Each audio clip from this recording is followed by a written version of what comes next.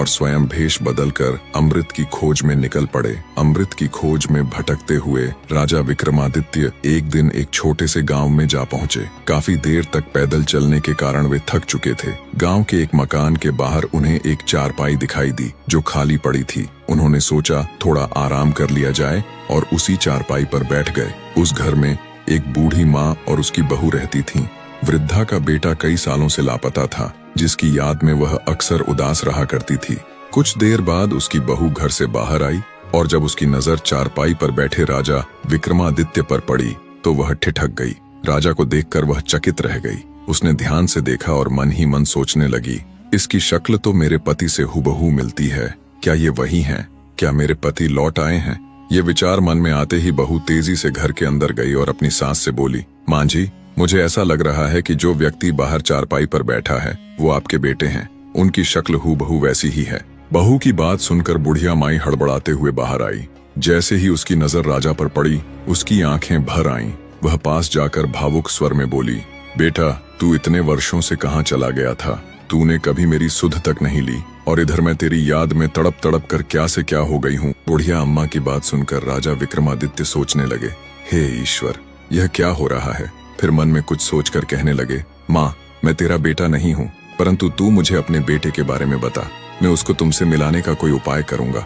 बुढ़िया ने निराश होकर कहा, जब मेरा पुत्र 12 वर्ष का था तो मैंने उसका विवाह कर दिया था। वह उसी समय कहीं चला गया और आज उसको गए 20 वर्ष हो गए, किंतु वह लौट कर नहीं आया। उसकी पत्नी का उसके बारे में सोच सोच कर बुरा हाल है। राजा विक्रमादित्य बोले, क्या तुम उसके बारे में कुछ जानती हो कि वह कहाँ है? बुढ़िया ने कहा, मैंने कुछ लोगों से सुना है कि दक्षिण दिशा में वीरसेन नाम का एक राजा रहता है जो प्रतिदिन 1.25 मन सोना दान करता है। उसी राजा के यहाँ मेरा पुत्र दुर्जन नौकरी करता है। बुढ़िया की बात सुनकर राजा विक्रमादित्य ने कहा, माई, अब तुम निश्चिंत हो जाओ। ईश्वर ने चाहा तो शीघ्र ही तुम अपने बेटे से मिलोगी। यह कह राजा वहां से चल दिया। रात हो गई तो राजा विक्रमादित्य ने जिन्हों को बुलाया। जब वे प्रकट हो गए तो राजा ने कहा, मुझे वीरसेन के नगर में पहुंचा दो।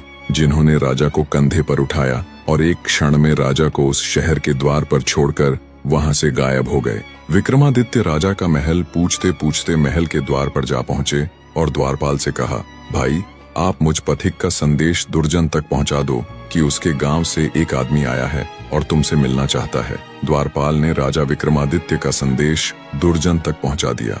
संदेश सुनते ही दुर्जन तुरंत द्वार पर आया और राजा को अपने गांव का निवासी समझकर अपने कमरे में ले गया। भाई, जब से तुम यहाँ आए हो तुमने अपने घर की कोई खोज खबर तक नहीं ली। ये तुम्हें नहीं करना चाहिए था। तुम्हारी वृद्ध माता और पत्नी तुम्हारी याद में रो रो कर दिन काट रही हैं। अब तुम ऐसा करो, जैसे भी हो सके अपने घर की खबर लो। दुर्जन बोला, भाई, मैं विवश हूँ। न तो महाराज मुझे छुट्टी देते हैं और न ही मेरा इस्तीफा लेते हैं। फिर भला मैं किस प्रकार जा सकता हूँ? तुम ही बताओ, मैं क्या करूँ? राजा विक्रमादित्य बोले, यदि तुम्हारे स्थान पर मैं नौकरी कर लूं तो क्या तुम अपने घर जा सकोगे? दुर्जन ने कहा, मैं महाराज से बात करूंगा। इसके बाद दुर्जन ने राजा वीरसेन से निवेदन किया, महाराज, मेरा भाई गांव से आया है। वह मेरे स्थान पर यहाँ नौकरी करने को तैयार है। मेरी बूढ़ी माँ और पत्नी वर्षों से मेरी राह देख रही हैं। कृपा करके मुझे कुछ समय के लिए छुट्टी दे दीजिए।